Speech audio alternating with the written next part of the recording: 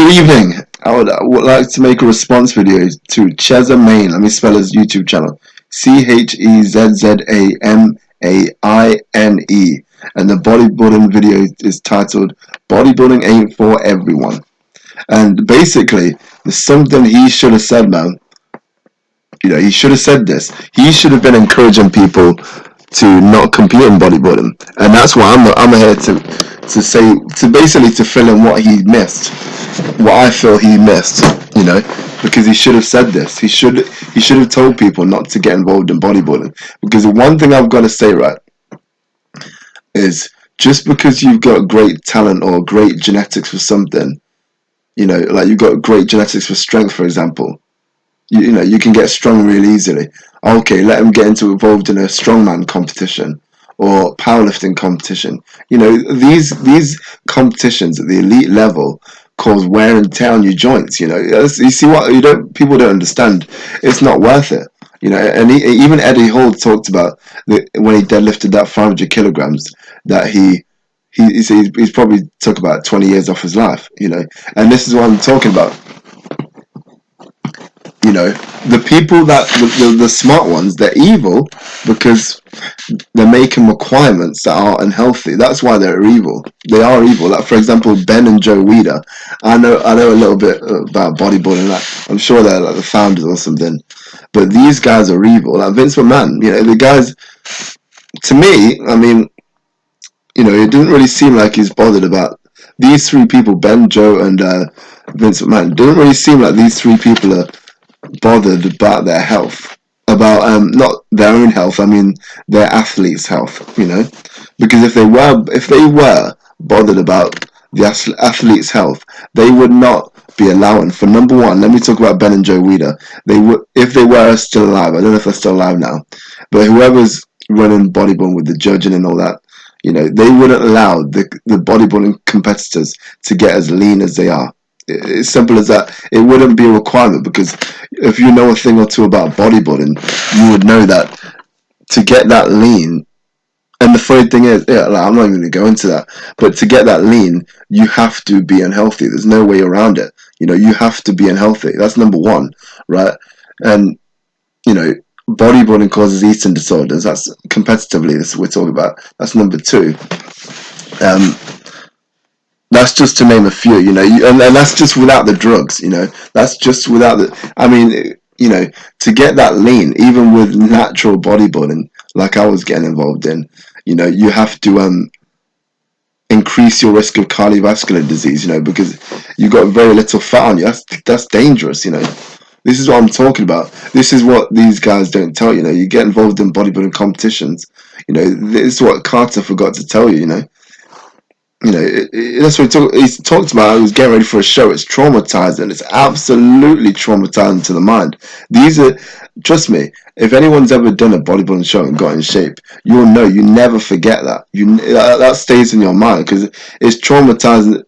It's traumatizing to the mind. It's just like, for example, if someone was to be raped, you're never gonna forget. That stays in your mind till the day you die. And this is what I'm talking about. The message, the key message I've got to get out of that Carter should have said, and I don't think you maybe forgot it, whatever, was that just because you have great talent or genetics or something, it doesn't mean you should go around abusing your body for sport. Never, I would never do that for sport, because that's the thing. Vince McMahon, and he sees his athletes constant pounding, jumping off the top rope, concussions with the wrestlers, breaking their neck, landing awkwardly, and all kinds of, broken bones. I mean, John Cena's, if you've seen the amount of surgery John Cena had, it's frightening, and that's what I'm talking, these guys are, I mean, have a ridiculous amount of injuries. They have, if you ever play FIFA, they have the injury-prone trait, and that's the thing, what I've realized. Once you've been injured once, once you've had a major injury once, it's lights out. You'll constantly you've got to be so, like with my shoulder, I dislocated my shoulder, I've got to be so careful now, because You know, it doesn't take. What I'm saying is, once it's popped out or fractured or anything like that, you know, you got to be so careful because it takes so little, and it will pop out again. You know, and that's a fact. That's not an opinion. You are more likely than the average person. And it's the same thing with these wrestlers, with the footballers, the boxers that have concussions, the UFC fighters, the bodybuilders. And this is what I'm saying. These guys are willing to put their body on the line all for money. Me, in my opinion, that's irrational. That is irrational.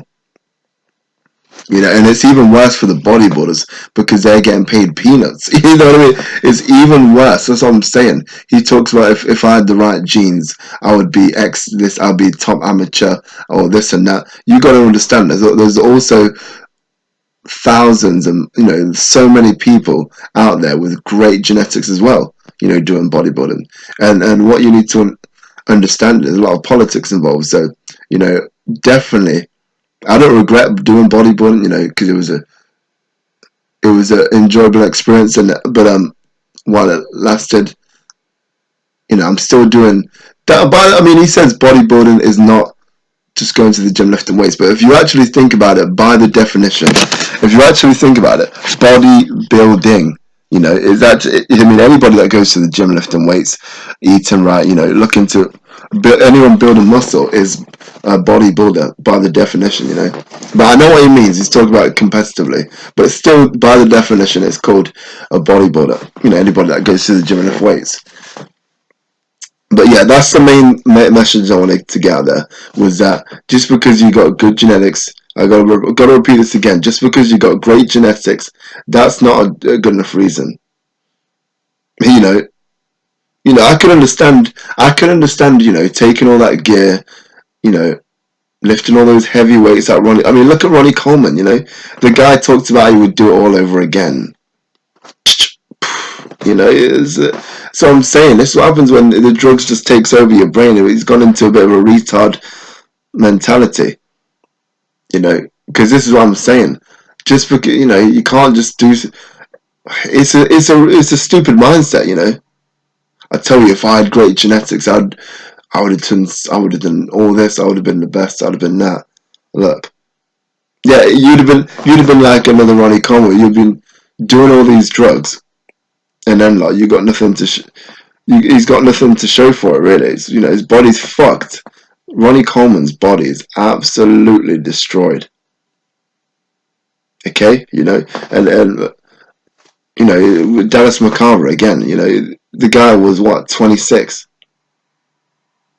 You know, this is a problem. This is what people keep pushing. They say, "Oh, you can't let those genetics go to waste." What people need to be coming out there and saying is that we need to get bodybuilding like shut down completely, or like, you know, to get down to a relatively natural level. You know, because it's unbelievable now. It's gone, bodybuilding from what it was in the 50s and the 40s is gone. It's night and day. It's not all I can say. Bodybuilding from then to now is night and day. It's night and day. I mean, just look at the sheer size difference. And even then, in the 50s, they're on some gear. You know, even 70s are on gear. You know, but they're just on so many different compounds. It's frightening. Anyway, I don't want to keep this video longer than what it needs to be.